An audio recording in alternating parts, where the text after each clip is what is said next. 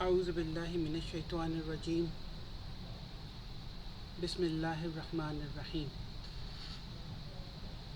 ربي اشرح لي صدري ويسر لي أمري واحلل عقدة من لساني يفقه قولي ربي زدني علما.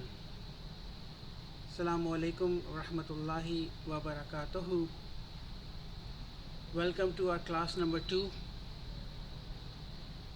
Before we begin our class number 2, I would just like to do a quick recap of what we learned in the last class.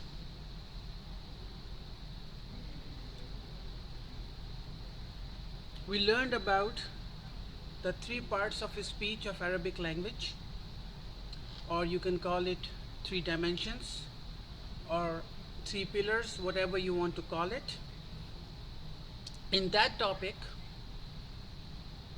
we learned that any word in Quran can be either identified as an ism, as a fail, or as a harf. From now on, I'll try to use the Arabic terms so that we can get used to it. And we went into greater details about what is ism, what is fail, and what is a harf. The second topic we learned in our last class was types of Arabic sentences. In that, we learned that there are only 2 types of Arabic sentences. Number 1, a nominal sentence, al-jumlatul ismiyatu, and the second one was a verbal sentence, al-jumlatul fi'liyatu. This is a very quick recap, right? What is a nominal sentence? Al-jumlatul ismiyatu. When a sentence begins with a noun, then we call it al-jumlatul ismiyatu. And we will look for 2 things in al-jumlatul ismiyatu: subject and predicate. We will learn a little bit more about subject today and predicate today, but this was very high level. In al-jumlatul fi'liyatu, or a verbal sentence, we learn that the sentence will begin with a fail or a verb, then we will find a fa'il, and then a maf'ul. And I reviewed the video we recorded last week, and I thought to myself, you know what, maf'ul, the object, can be a little bit explained in a different way. When do we need an object? Whenever there is an action, we know there has to be a doer of an action. And sometimes the action is performed on something or someone. At that time, we need the object, the maf'ul. There are certain verbs which needs the object, and there are certain verbs where we don't need the object. How do we figure it out? And I'm going to give you a very small formula, a very easy way of knowing when do we need an object. Whenever we come across a verb, I would like you to think about what and whom. Okay, those are the 2 words that you think about. For example, when I say I ate, when I say I ate, then you think about ate what? Now I need an object. I ate something. Okay, so I need a maf'ul now. When I say I sit what? That doesn't make any sense. Or I sit whom? Doesn't make any sense. So when I say I sit, I don't need an object. I don't need the maf'ul. When I say I pray, or I pray what, or I pray whom? When I say I ran what, I ran whom? Doesn't make any sense. So I don't need an object at that time. So what and whom are the two key words which we can determine that whether a verb need a maf'ul or not. I just thought I would mention it You don't have to remember it. This topic will come in book 2. But this is just for our own understanding. The third topic we learned was the first person, second person, and a third person. Now we know first person is I and we. The second person is you. The third persons are he, she, it, they, or any name. In that topic, we talked about first person al-mutakallim, the person who is speaking. The second person, which is people who are in front of me, you, for example. I am directly talking to you. And the third person, al-ghaib, are people whom we are talking about. In Quran, Allah subhanahu wa ta'ala talks about different prophets. Allah subhanahu wa ta'ala give us information about different nations. They're all third person. Talks about shaitan, talks about different personalities in Quran. They're all third person. But while Allah Ta'ala subhanahu wa ta'ala is telling us about the lives and of prophets and giving us information about those nations and talking about and telling us about different personalities, while he's talking about those third person personalities, he's telling us about all these things as a first person directly to us as a second person. First person al-mutakallim, second person al-mukhatib, and the third person is al-ghaib. I just thought I would just explain it. Then we talked about declination of nouns. We know that nouns naturally occurs in a marfu form, in a dun sound, with a dhamma. The ending sound is dun. And then, based on the role the noun is playing in a sentence, it changes its state or it declines from a marfu form into a mansub form and then into a majroor form. So for example, Muhammadun, sometimes we say Muhammadan and Muhammadin, right? Those were the 4 main topics we learned. A quick recap. Now, today's first topic is about indefinite nouns and definite nouns.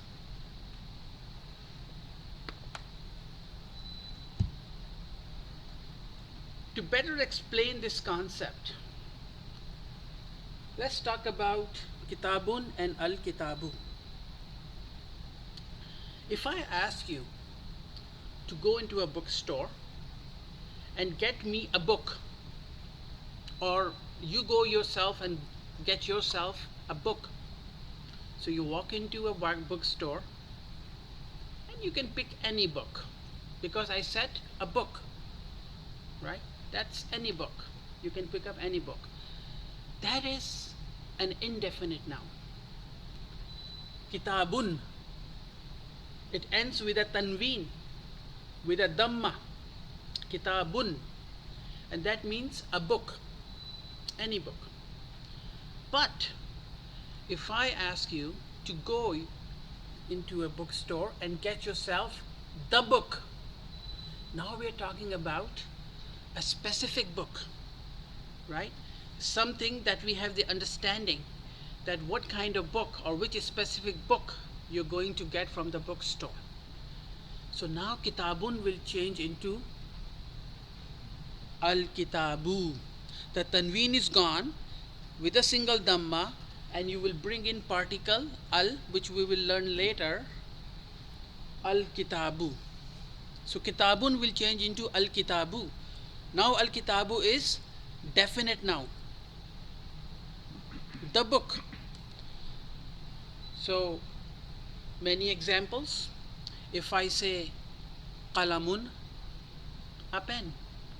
When I say the pen, I would say al-qalamu, right? When I say baytun, a house, it could be any house. But when I say al-baytu, the house, so now we're talking about a specific house. That is a definite noun. So the way to convert indefinite noun into a definite noun, we will bring a particle al, and then the tanween is gone, and then it will end with a single dhamma. We'll do a bit more exercises about this concept in lesson number 1. But I'll just tell you. Now, that's how we would convert an indefinite noun into a definite noun. What about Muhammadun? Is it definite? Yes, it is a proper noun. So proper nouns we know are all definites. Okay? What about pronouns? Damir. In Arabic language we call it damir. For example, he, she, they. When I say he, it's a definite noun, definite pronoun. She is a definite pronoun. They are definite pronouns. So all damirs or all pronouns in Arabic language are definite.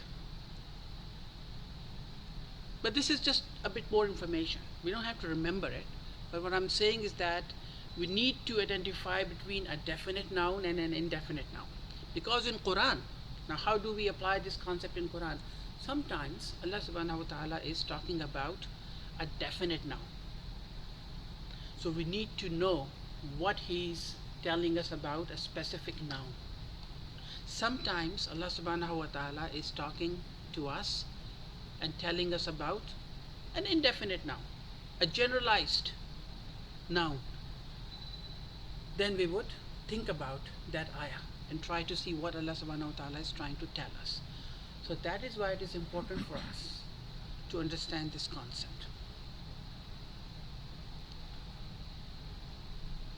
Now, since we are on the topic of definite and indefinite noun, and we also know a type of sentence, because today we are going to do al-jumlatul ismiyatu a bit more detail, which is a nominal sentence, which is a sentence which begins with an ism or a noun. And what are we looking for? In al-jumlatul ismiyatu, there were two things. What were those? Mubtada khabar, subject, predicate. A bit more detail, a bit more information about subject and predicate. Subject, your mubtada. There are two things that we need to understand about mubtada. Number one, mubtada will be a definite noun. Mubtada will be a definite noun. Always be a definite noun. Always be a definite noun. And it will be marfu. So mubtada will begin with a definite noun and it will be a marfu. That is your jumlatul ismiyatu. And if the khabar or the predicate is one word, mufrid, we call it one word mufrid, it will also be a noun and it will be an indefinite noun. And it will be marfu. Okay? So mubtada will be a definite noun, predicate or khabar will be an indefinite noun, and both will be marfu. To make things more clear, I wrote al-qalamu, the pen. Al-qalamu is definite noun, right? Al-qalamu, the pen. Jadidun. What is the meaning of jadidun? New. So I call it the pen is new.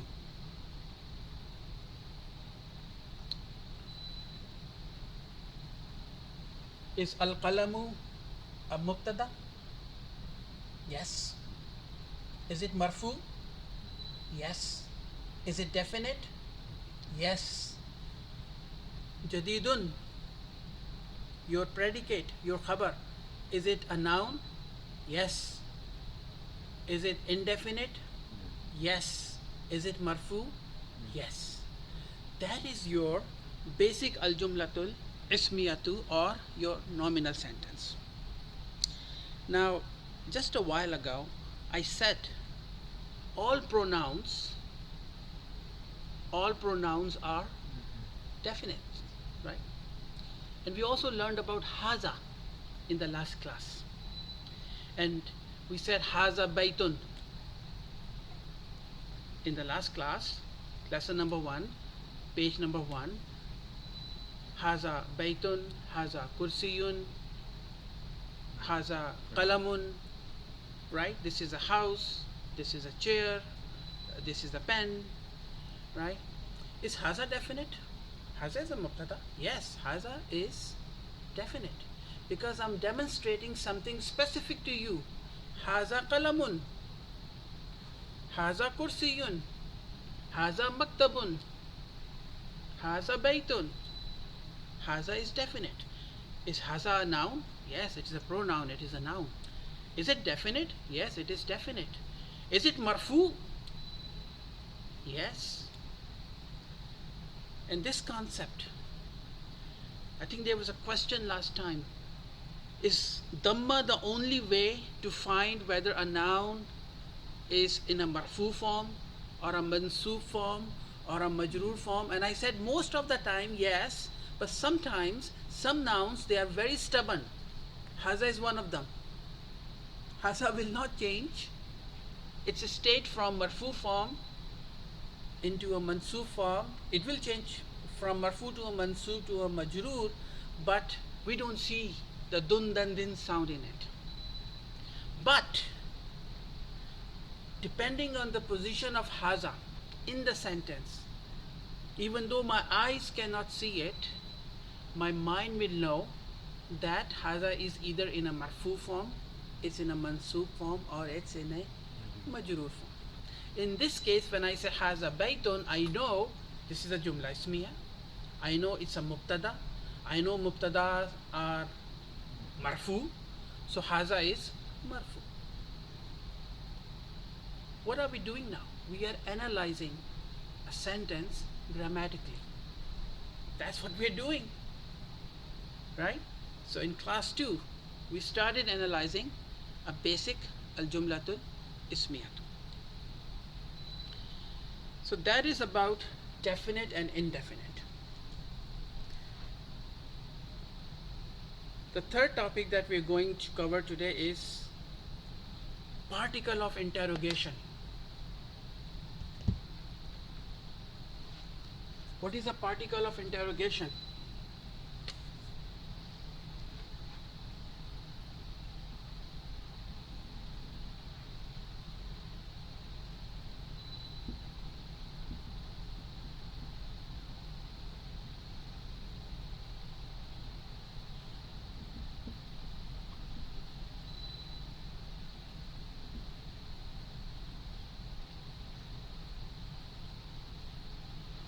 Hamzatu istifham, particle of interrogation. Hamzatu istifham. And this is not new to anybody. We have learned about, we have read Hamzatu istifham in Quran.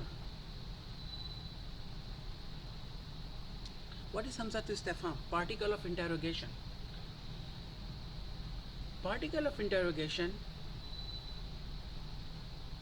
comes in the beginning of the sentence. Always, always, always comes in the beginning of the sentence. And when this particle of interrogation comes, or what we call Hamzatu istifham, comes in the beginning of the sentence, it will change the sentence into a question. It will change the sentence into a question.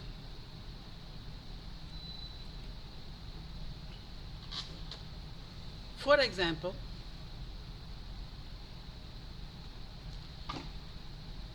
Jazakallah.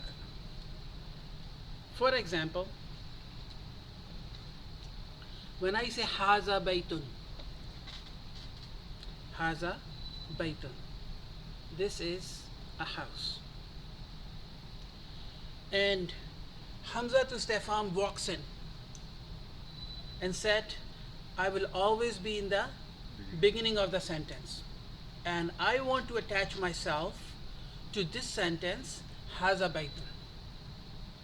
And will come and then attach itself, and then it will become a haza baytun. What happens to the sentence? The sentence is now a question mark. Now we don't call it this is a house. We call it is this a house? Is this a house? And you will put a question mark at the end. This is the function of Hamzatu Istihfam. For example, in Quran, two examples that comes to my mind, and we will look for these examples when we read it, when we listen to the recitation of Quran. If something like that happens, our mind should immediately be able to identify. Alam tara kaifa. Alam, Hamzatu Istihfam, coming in the beginning. Have you not seen how fa'ala rabbuka bi ashabil fil, your Lord did to the people of elephant? Just a rough translation, right? A question. Second example, alaysa Allahu bi ahkamil hakimin. Alaysa Allahu, Hamzatu Istihfam, is it not your Rabb? Alaysa, is it not the Allah, the rulers of the ruler of the rulers, right? That is your Hamzatu Istihfam. It comes in Quran all the time, and it will turn a sentence into a question. Now, since we are on the topic of particle of interrogation, Hamza. Now, one thing we need to know about Hamza. Hamza has a quality. What is that quality? Hamza, even though sometimes it will not belong in the beginning of the sentence, it will push everything else and comes in the beginning of the sentence. This is just information. In book 3 we will learn a bit more about it. Hamza can never tolerate anything come in front of it. Okay, so that's one thing about Hamza.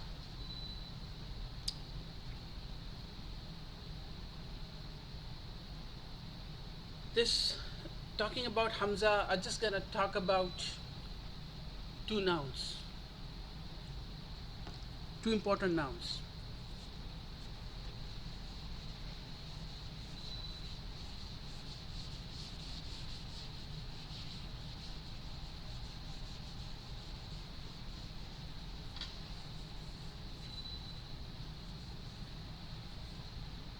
What are those two nouns?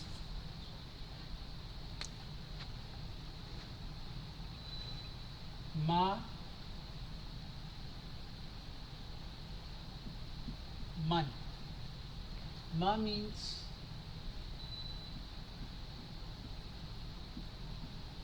what? And man means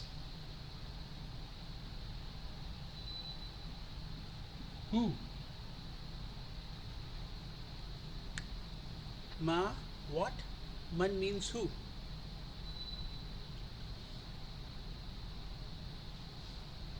In any language, and let's talk about the Arabic language.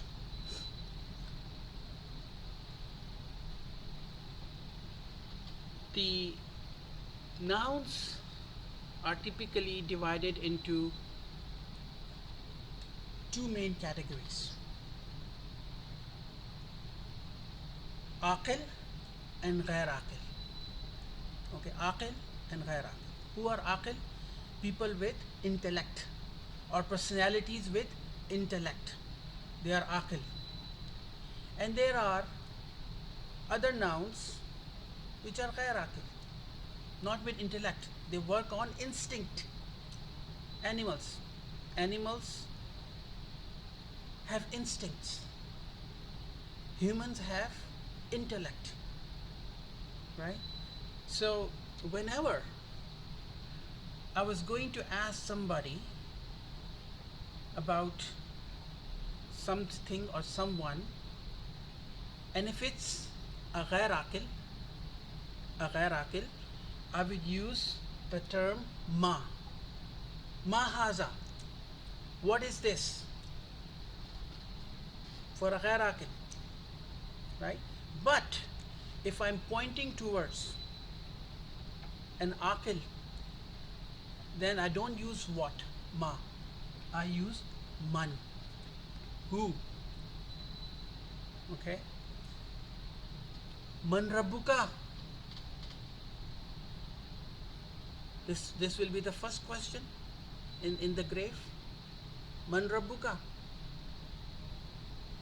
Who is your Lord? Who is your Lord? So scholars have defined aqil, humans, Allah subhanahu wa ta'ala, the angels and the jinns, as aqil group, and rest of them are ghair aqil. Okay? So whenever we are talking about a ghair aqil, we'll talk about ma, and when we were talking about aqil, we talk about man. In Quran, there is an example. Al-Qariya. Mal-Qariya. Ma. What is Qariya? Vama adraka mal-Qariya. And what do you know? What is Al-Qariya? What do you know what is Al-Qariya? Right? Oh, another example. And it is in our daily lives. What do we say? MashaAllah.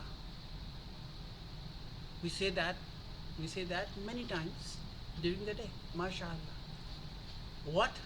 Allah wills. So Shah, Allah wills. Shah is ghair aqil. For man,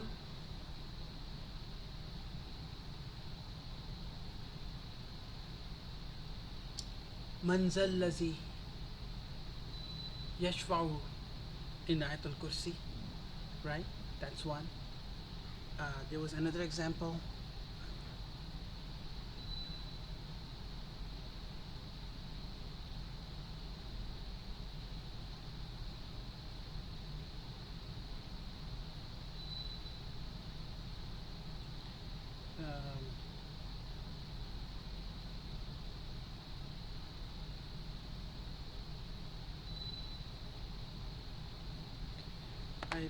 Was there another example, Inam? Jazakallah.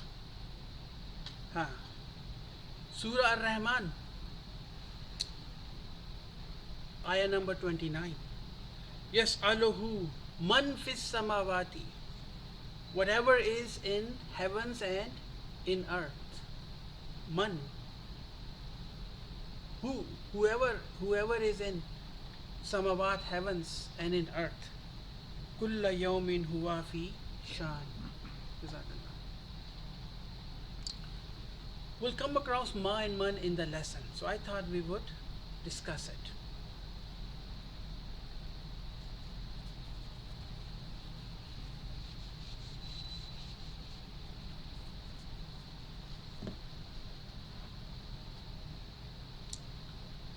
We have done the definite and indefinite noun. We have done the particle of interrogation, and then we also talked about ma and man, which are nouns. How? We will learn it in book 2 or book 3. There's a whole topic on ma and man. The third topic we're going to talk about particle of conjunction. Particle of conjunction. Every page of Quran, in every page of Quran, there is a very high probability that you will find this particle many times, which is, we call it harfu atf. Harfu atfin.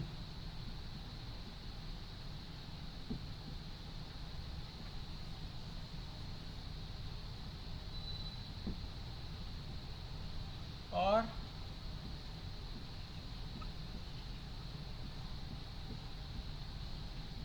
particle of conjunction.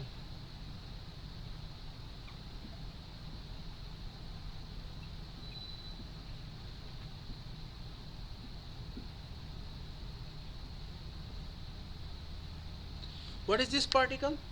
Al-Waw. Al-Waw, the Waw, just the Waw.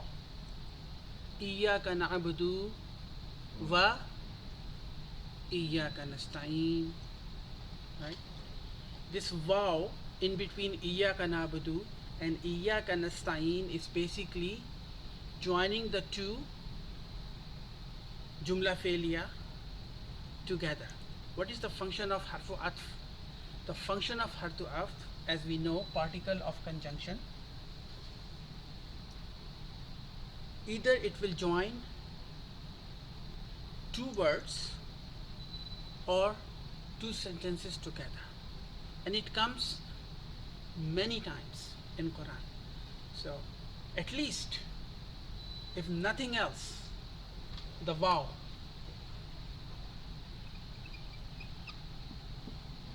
Wah, Wah. When we are listening to Quran or reading, at least when we comes to al-Waw, harfu atf, we know that that is as particle of conjunction. It is joining either the two words together or two sentences together.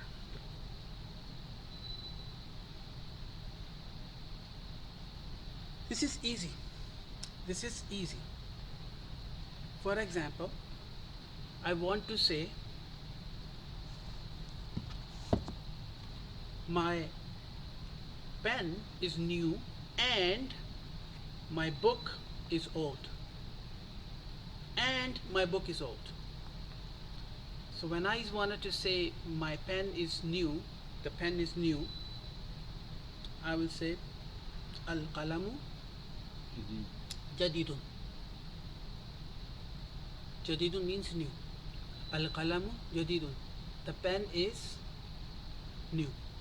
Va al-kitabu qadimun. And the book is old. Qadimun. So this Waw is basically the particle of conjunction joining two Jumla Ismiya together. In this case,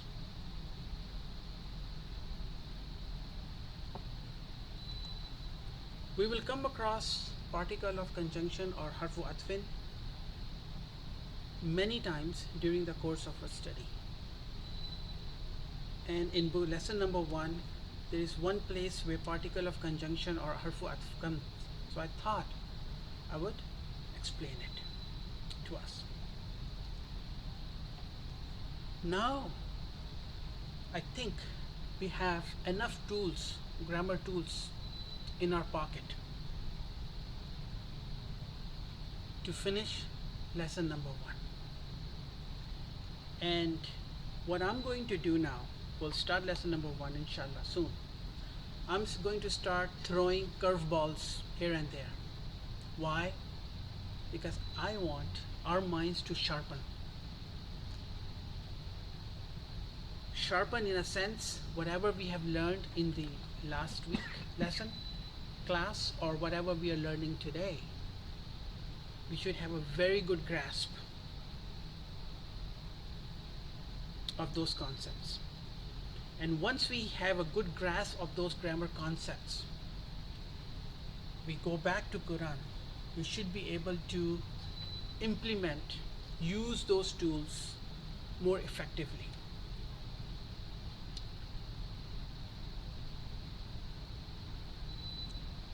In a normal grammar classes, what I have seen, the teachers will continue teaching the grammar tools. They will open up the book, they'll translate it for you. They don't go into that much detail, right? They don't go into that much detail. And then when it comes to the Quran, they don't even start the Quran when they are even in the end of book 2. In our class, we will take our time, slowly, build our knowledge. And within 6-7 months, when we'll finish book 1, I am quite positive that we would have enough knowledge, enough grammar tools, that we will be far ahead than other students who are just going through the book. Because the ultimate objective is not to learn the grammar tools. The ultimate objective is to understand the Quran. Tools are just our means. Learning the tools, grammar tools, are just the means for us to understand the Quran. So we'll try to achieve that objective, the secondary objective and the primary objective, both at the same time. Okay? So we'll begin with our book 1, lesson 1, Haza. Haza Baitun. Is it a Jumla Ismiya? Yes. What are we looking for? Mubtada Khabar. Where is your Mubtada? Haza. Is Haza definite? Yes. Is it Marfu? Yes, it is Marfu. In book 3, in book 3, right now we are just saying Mubtada. Okay? Right now we are just saying Mubtada. In book 3, you won't call it just Mubtada. I'm just saying it. We'll say Haza Ismu Ishara Lil Qarib Mabni ala Fatah Fi Mahalli Rafin Mubtada. That's how we would define Haza. But that destination a bit far, because our knowledge will be developed at that time. So right now Mubtada is good. Is Haza a noun? Yes. Is it Marfu? Yes, it is Marfu. My mind knows it is Marfu even though my eyes cannot see that it is Marfu, because it is Mabni. Now remember this word Mabni. Mabni means it will not change its state. In a Marfu form it will be Haza, in a Mansub form it will be Haza, in a Majroor form it will be Haza. Okay? Haza is your Mubtada. Where is your Khabar? Baitun. Is Baitun a noun? Yes, it is a noun. Is it indefinite? Yes, it is indefinite. Baitun. Just Baitun. Just take Baitun for a second. Make it a definite. Al Baitu. You bring al and ends with a Dhamma, single Dhamma. Al Baitu. So Haza Baitun. Make it a question. Make it a question. Bring Hamza to Stefan. Ahaza Baitun? Is this a house? Right? That's number 1. Again, Haza Masjidun. Make it a question. Bring Hamza to Stefan. Ahaza Masjidun? For example, I see it, I don't know what it is. I would ask you, would I ask you Mahaza or would I ask you Manhaza? What do I ask you? Mahaza. Not Man, because not Aqil. It is a Ghair Aqil group. Man Mahaza. What is this? Then you say Haza Masjidun. This is a masjid. Haza Babun. Where is your Mubtada? Haza. Where is your Khabar? Babun. Haza Kitabun. This is a book. Haza Qalamun. Haza Miftahun. Haza Maktabun. Haza sarirun, haza kursiyun. We know how to make or change this jumlatul ismiya into a question by bringing in hamzatul istifham. Or if somebody is asking you ma haza, then you say, what is this? You say haza maktabun. This is a desk. Right? Haza maktabun. This is a desk. Page number 2. Mahaza. Mahaza. What is the meaning of mahaza? What is this? Right? So here, a conversation is going on between perhaps two people. Mahaza. Somebody said mahaza. You see, there's a question mark there. What is this? Why ma? Because we're talking about a house. Baytun. The person said, Haza baytun. This is a house. And I think the person is getting confused again. Ahaza baytun, is this a house? Well, he just told you it's a house. Ahaza baytun, is this a house? Then he said, Na'am. What is Na'am? Harful jawab.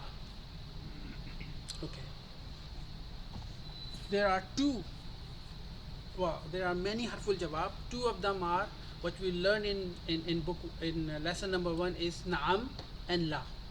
Na'am means yes, La means no.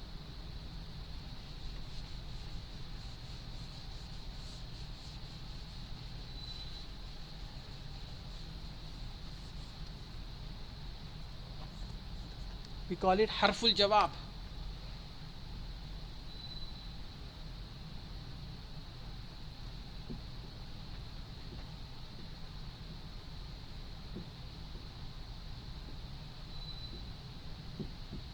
What are those? Na'am and La. Na'am means yes. La means no. Right? There is another, a couple of more. We'll learn them later. So the person is asking, Ahaza baytun? Then you say, Na'am, yes, Haza baytun. This is a house. Again, Ma haza. What is this? Then the answer is Haza kamisun. This is a shirt. Ahaza sarirun. Is this a bed? Then you say La. No. Haza kursi. This is a chair. Ahaza miftahun. Is this a key? Miftahun means a key. Is this a key? You say La. Haza qalamun. For example, in this example, rather than saying miftahun, change it to qalamun. Ahaza qalamun. Would you say La or would you say Naam? No. You say Naam. Naam, Haza, Qalam. Or even if you say Naam, sometimes that is enough. But Dr. Abdul Rahim has a philosophy. These books, they start with a very basic concept and slowly build our knowledge. When we come to book 3, we would probably don't need to repeat what we are learning here. We would just say Naam, and that should suffice. Naam. But right now, since we are learning Haza and we are learning about Jumlatul Ismiya too, we will say Naam, Haza, Qalam. The next one is mahaza. What is this? You say haza najmun. This is a star, right? So this is ma. What? Tamreen, exercise. Now, we're doing an online class right now. So you think about what is being asked and how do you answer that question. There is a key there. Key in Arabic is miftahun. Okay, so somebody's asking us, mahaza. What is this? What do you say? You want to say this is a key. So you say haza miftahun. This is a key. Then somebody is asking you, mahaza. What is this? And this is a kitab. You say haza kitabun, right? Is kitabun an indefinite or definite? Indefinite. Haza. Is haza a definite or indefinite? Definite. Is haza mubtada? Subject? Yes. Is kitabun indefinite, your khabar, predicate? Yes. Are predicates definite? No, they are indefinite. Right? Is mubtada definite? Yes, mubtada is definite.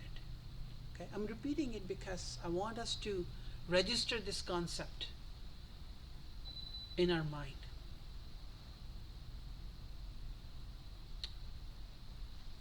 I think I would just mention it. If you remember it, alhamdulillah. If you don't worry about it. This is a normal al-jumlatul ismiyatu. Okay? When we come into book 3 and we are learning advanced grammar, sometimes the normal rules, what we are learning today, can be broken. At that time you will ask me, 3 years ago or 2 years ago you told me that mubtada is always definite, but there are few cases where mubtada is not definite, is indefinite. Okay? That's very high grammar in book 3. But there's a reason for that, because we are challenging the rules of grammar. We are changing the structure of the sentence. Why? Because we want to bring more emotions, we want to bring more colors in that sentence. And same thing will happen in Quran all the time. Sometimes you will see some grammar rules or whatever we are learning now. I wouldn't call it broken, I would call it they are changed. They are changed in order to bring more emotions, more colors from that ayah or from that sentence. Right now in Jumla Felia, we know fail, file and maful is a normal sequence of a Jumla Felia. But then sometimes the maful can come in the beginning. Don't get confused. But there is a reason for it. Because now we are trying to get more emotions, more colors from that, emphasis from that change in the normal sequence of al-jumlatul fi'liyah. And since we are talking about this concept here, and this always shivers me. It always shivers me when in Surah Fatiha when we say Iyyaka na'budu wa iyyaka nasta'in. You know, right now I have goosebumps going on in my body. This Iyyaka, this is such a powerful statement. There are so many emotions there. This Iyyaka basically is a maf'ul. You, second person. It was technically supposed to be in a normal Jumlatul Fi'liyah sequence, comes in the end. Na'buduka, we worship you. We worship whom? Remember what and whom concept? You, ka is a pronoun, damir. But then we take the ka and we bring it in the beginning of the sentence. Now the normal sequence of sentence is changed. Why? Because worshipping is after you first. Allah subhanahu wa ta'ala, you first. Only you we worship. You see how the emphasis is coming on Allah subhanahu wa ta'ala. And what are we? We are promising Allah subhanahu wa ta'ala, making a deal with Allah subhanahu wa ta'ala. Iyyaka nasta'in, same thing. I just thought I would mention. If you understand this thing, next time when you recite Surah Fatiha in your salah, if you understand what I said just now, you think about it, then your emotions in the salah will change. You would think twice, what am I promising to Allah subhanahu wa ta'ala? So much emphasis, so much emotions. Iyaka, only you, na'budu, we worship. Anyways, we will move on to our lesson. Ma haza, what is this? Haza babun, this is a door. Ma haza, haza baytun, what is this? This is a house. Ma haza, haza kursiyun, this is a chair. Tamreen 2, exercise number 2. Ahaza baytun, remove hamzatul istifham. What remains? Haza baytun, which means this is a house. But you bring hamzatul istifham. Is this a house? This is not a house. So you say, do you say na'am or do you say la? You say la. Haza masjidun, this is a masjid. Ahaza miftahun, is this a key? You say la, no. Haza qalamun, write it down. Write it down. We will have the video. Just write it down so that you know writing will make you more perfect. You say la haza qalamun, no, this is a pen.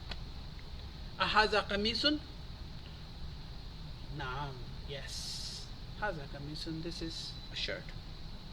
Ahaza najmun, is this a star? Naam. Haza najmun, this is a star. Now comes exercise number 3. Iqra waqtub, read and write. In the old books, they didn't put the tanween. The old books, the book that I have, they didn't put the i'rabs in this exercise. Iqra waqtub. But in the new books, they may have the i'rabs now. So now what Dr. Saab is trying to teach us, you read and you write, you put the i'rabs there. So when you say haza, which is your subject, maktabun, your predicate, you say haza this, and then your mind is wondering haza what, and then you pointing towards the desk. And predicates, khabar is always indefinite. Indefinite ends with a tanween sound. You put the i'rabs there. Maktabun, haza masjidun, haza qalamun, haza sarirun.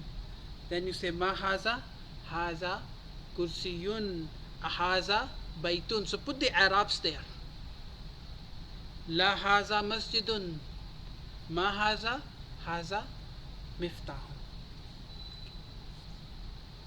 Why are we doing this? Why are we doing this? This is a secondary object. We are learning a grammar tool. What is the primary object? What is the primary object? Understand the Quran, right? So once we know how al jumlatul ismiyatu, or a nominal sentence, is constructed, we understand, we would be able to identify al jumlatul ismiyatu. Then when we read Quran, we should be able to identify, is a jumla ismiya, this is your mubtada, this is your khabar, and then you would able to, and if you have vocabulary, which we will develop slowly, if you have vocabulary, you would understand what is being said, right? So these are just exercises for us. Haza kursiyun, zalikal kitab, that book. Next one, man haza. Man haza, who is this? Who? You see? Aqil. Because now we are talking about tabibun, a doctor. A doctor has an intellect. I would be surprised if he doesn't have an intellect. Man haza, who is this? Haza tabibun. This is a doctor. Man haza, haza waladun. This is a boy. Man haza, haza talibun. This is a student. Ahaza waladun. Is this a boy? You say la, no. Haza rajulun. This is a man. Next page. The question is ma haza. You say, what is this? Haza masjidun. Man haza, haza tajirun. You see the difference? Tajir is an aqil group. So you say man. Masjid is a ghair aqil group. You say ma. Haza kalbun. This is a dog. Ahaza kalbun. Is this a dog? La. No. Haza qittun. Qittun is a cat. This is a cat. Haza himarun. This is a donkey. Ahaza himarun. Is this a donkey? No. La. Haza hisanun. This is a horse. Now comes harfu atf. Wow. Vama haza. And what is this? You see, va is your particle, ma is your noun, haza is your noun. Right?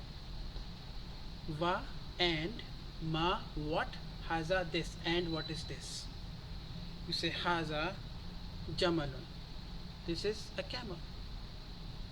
Ma haza. What is this? Haza dikun. If I change this picture into a man, a person, then how will it will change the question from ma haza to man haza. I'm just throwing a little bit curveball here and there so that our minds are sharpened, right? We would understand this concept. Man haza. Who is this? Haza mudarrisun. This is a teacher. Haza kamisun. Is this a shirt? La. No. Haza mindilun. Mindilun is handkerchief. Handkerchief, right? La haza mindilun.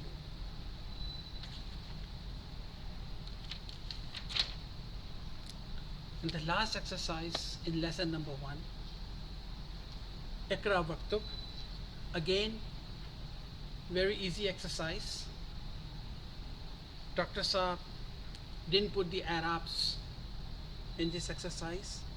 I would encourage everybody to practice the Arabs, right? To practice the Arabs. Go and write the Arabs in this exercise. Read and write. Ikra Waktub. What is this wow? Ikra, read. What is wow? Wa. Harfu ataf. And uktub, write. Ma haza. What is this? Haza qalamun. Number 2, haza kalbun. This is a dog. Man haza, who is this? Haza tabibun, this is a doctor. Haza jamalun, this is a camel. Ahaza kalbun, is this a dog? La, haza pittun. No, this is a cat. Ahaza dikun, is this a rooster? Naam, yes. If you want to say haza dikun, that's fine. Naam haza dikun, that's fine. But naam should suffice. Harful jawab. Number 7. Ahaza hisanun, is this a horse? La, haza himarun. No, this is a donkey. Haza mindilun, this is a handkerchief. Ahaza waladun, is this a boy? Naam. Harful jawab, yes. If you want to say haza waladun, fine, say it. But then naam is enough. Man haza. Do I translate it, what is this, or who is this? Who is this? Haza rajulun. This is a man.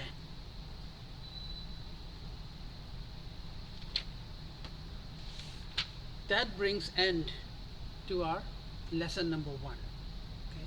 Even though our lesson number 2 is only 2 pages and probably we can finish it in 5-10 minutes, but we'll break here, okay? Because I think the last week and this week there are many new but simple concepts we've learned.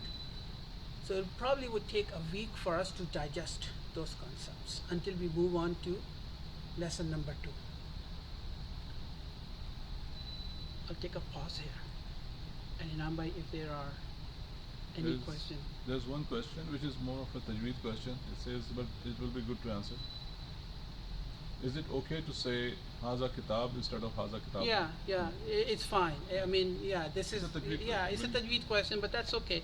Yeah, in a normal conversational Arabic language, if I say Haza Baitun, they say Stop and I. yeah, but since because we're stopping, so we say Haza Bait. You can say that. Haza Kitab, Haza Maktab, Haza Kursi, right? Tanween is there. Tanween, yeah, you can stop there, which is fine. I mean, but from our perspective, since we are learning proper grammar, right, and we are trying to understand the marfu concept and the mansub concept and the majroor concept, we will continue to say dundanden. Even though it is okay to say Muhammad, right, or kitab or kursi or maktab or qalam, right? Haza qalam, not qalamun. It's okay to say that. But from our learning perspective, since we are learning, we need to, and these marfu form, the mansub form, majroor form, is going to help us understand the role noun is playing. That's right. It will help us understand the role a noun is playing in the sentence, because sometimes if it's a marfu form, it's playing different roles. Sometimes it is in a mansub form, dun sound with a fatha, it's playing a different sound. It's then sound, majroor is a different role. So from the grammar perspective, we'll continue to do marfu, mansub, and majroor. But yeah, from conversational perspective, that's fine. That's it. Okay. And this brings end to our lesson number, class number 2.